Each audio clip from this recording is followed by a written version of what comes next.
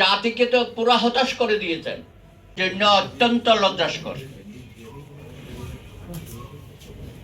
৩৬ জুলাই গণ অভ্যুত্থানে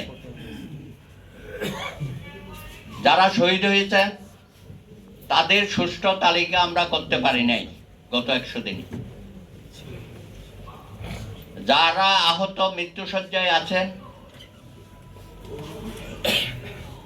কয়দিন পর পরে অনেক আহত ব্যক্তি আমাদেরকে ছেড়ে চলে যাচ্ছে। ক্যামেরা মাথা নামাও। শিশু হত্যা হয়েছে, হেলিকপ্টার থেকে গুলি করে ফ্যাসিস্ট হাসিনা এই যে জঘন্য হত্যাকাণ্ডগুলো করলো। প্রায় ২০,০০০ ছাত্র যুবক তরুণরা আহত হয়েছে। আপনাদের তো প্রথম এজেন্ডাই হবার কথা ছিল যে এইসব বিষয়ে মনোযোগী হয়ে ফার্স্ট প্রায়োরিটি শহীদ পরিবারগুলোকে পুনর্বাসন করা, তাদের বিষয়ে মেমোরিয়াল কোথায় কিভাবে হবে সেগুলো সুনির্দিষ্ট করা, আহত যারা হয়েছে তাদের সুচিকিৎসা করা, উন্নত চিকিৎসার জন্য বিদেশে প্রেরণ করা,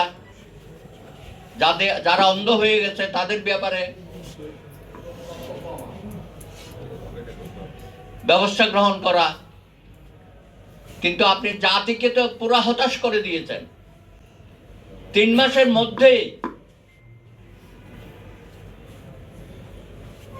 আপনি তো আমাদেরকে আশ্বস্ত করতে পারলেন না। কথা ছিল শহীদ পরিবারের সদস্যদের নিয়ে সবাইকে নিয়ে একটা গেট টুগেদার বা কিছু একটা করবেন, সেটাও ডেট ঠিক করে করতে পারছেন না। আপনি শহীদ ফাউন্ডেশন করেছেন, সেখান থেকে সাহায্য সহযোগিতা দেওয়ার কথা, সেগুলো থেমে থেমে যাচ্ছে কেন? কারণটা কি? আপনারা যদি না পারেন ছেড়ে দেন। ফার্স্ট প্রায়োরিটি হবে এদেরকে বাঁচানো, এদের পাশে থাকা। তারপরে আসেন আপনি 10টা কমিশন রাইটিং করিয়া আমাদেরকে ঝুলাই রাখছেন, মূলা ঝোলাচ্ছেন না। এইসব মূলা ঝোলানোর কাজ হবে না। 10টা সংস্কার মানে কি পুরো রাষ্ট্র আপনি পরিবর্তন করে দেবেন? এটা সম্ভব? সবকিছু আপনি পরিবর্তন করতেছেন। সবকিছু পরিবর্তন করা যায় না। আপনি নির্বাচন কমিশনের কোন অ্যাক্টিভিটিস আমরা দেখছি না, কোথায় যেন হারিয়ে গেছে। কখন আপনি কমিশন নিয়োগ করবেন, তারপরে কখন ভোটার লিস্ট করবেন? মনে হচ্ছে ওই যে একজন উপদেষ্টা বোধহয় বলছিল যে ফ্যাসিস্ট হাসিনা ৭ই জানুয়ারির পরে যে কয়টা দিন পার করেছে সেই কয় মাস ছাড়া আরো বাকি বছরগুলো নাকি আপনারা থাকবেন। কি বলা যাবে? আরে খায়েশ, বাংলাদেশের জনগণকে চেনেন না?